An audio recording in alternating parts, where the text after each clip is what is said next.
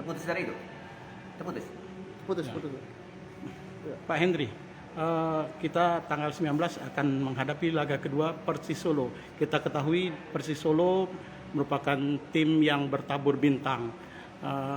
Bagaimana Pak Hendri, apakah ada instruksi khusus kepada tim pelatih di Sriwijaya FC untuk menghadapi laga tersebut, Pak Hendri?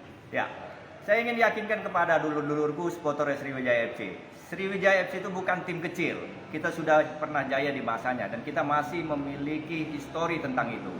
Siapapun yang akan kita hadapi, Persis Solo kah, Persija Jakarta kah, bahkan Persib Bandung sekalipun dan tim-tim lainnya, maka sampai dengan hari ini kita sangat siap. Tetapi memang secara kolektivitas tim ini tergantung dengan kondisi. Nah, kita ingin mengkondisikan mental para pemain SFC menghadapi Persis Solo nanti benar-benar siap.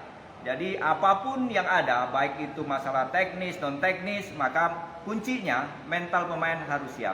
Nah, kita mengasah itu menuju di 19 Desember nanti, bahwa di beberapa hari ini memang kita mempersiapkan mental pemain. Kalau fisik, teknik, saya meyakini para pemain SFC mampu bersaing dengan tim manapun. Pak, kalau boleh kita mengupas sedikit Pak, karena Pak Hendri juga kan memang pemain sepak bola, mengerti soal teknik dan strategi. Pak Hendri sendiri melihatnya bagaimana Pak?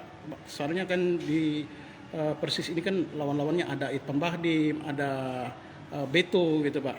Kita sendiri dengan tiga pemain baru kita Anyar ini optimis gimana Pak? Iya, saya meyakini 3 pemain baru ini kan merupakan puzzle, menutup puzzle-puzzle yang dalam tanda kutip ada kurang di SFC selama ini. Nah, dengan bergabungnya ini saya meyakini SFC akan menjadi lebih baik.